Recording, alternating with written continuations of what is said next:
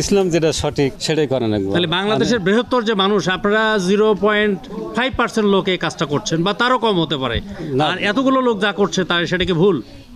ইসলাম চলবো ইসলামের গতি, মানুষ কি হলো ওটা না, কোরআন হাদিসে যেটা আছে সেটা করা নাই। এটা হলো একজন মোমেনের দাবি বা মোমেন করব। অন্য মানুষ ভুল করলো, একজন সচেতন ব্যক্তি জ্ঞানী ব্যক্তি তা করতে পারে না। এই আপনার স্ত্রী কি আজকে রোজা আছেন? না, আপনার বাবা মা? আমার বাবা মানে আমার পরিবার আমি ঠিক করছি। পরিবার ঠিক করছেন?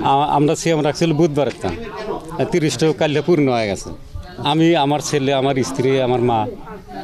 আপনার যে ধরেন চাচাতো ভাই বা প্রতিবেশী যারা আছে তাদের সাথে কিভাবে আসলে ধর্মীয় বিষয়গুলো মেলে কিভাবে? ধরুন আপনি আজকে যদি এলাকায় আপনার বাসায় আজকে হয়তো সেমাই রান্না হবে, পোলাও রান্না হবে, কথার কথা বলছেন, কিন্তু আপনার প্রতিবেশী যিনি বা আপনার চাচাতো ভাই তিনি কিন্তু আজকে সিয়াম রাখতেছেন, মানে বিষয়গুলো কি হয় আসলে?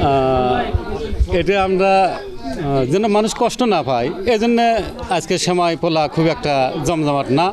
আর আমি আজকে সিএম নাই, আমার কাছে এটাই আমি বিরত, আমার দ্বারা যেন আরেকজন কষ্ট না পায়, এই জন্য আমি নিজেকে সেভ করেছি।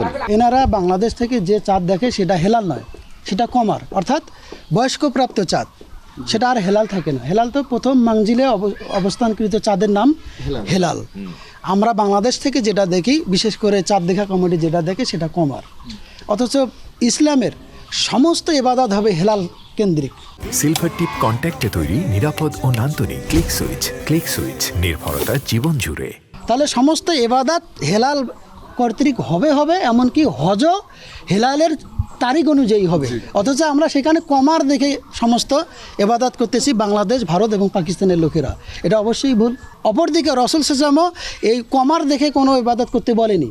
রাসূল সাল্লামের স্পষ্ট হাদিস, যেটা আমি ইতিপূর্বে বললাম, যে আব্দুল্লাহ ইবনে আব্বাস রাদিয়াল্লাহু তাআলা আনহু থেকে হাদিস রয়েছে, রাসূল সাল্লাম বলেন, ইজা রাআইতুমুল হিলাল, যখন তোমরা হিলাল দেখবে, ফাসুমু, তখন তোমরা সিয়াম শুরু করে দিবে।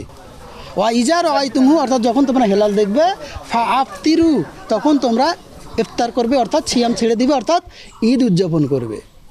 তাহলে অবশ্যই কোরআন এবং হাদিসের দিক থেকে যারা পরের দিনে ঈদ উদযাপন করতেছে তারা অটোমেটিকলি ভুল করতেছে, 100% ভুল করতেছে।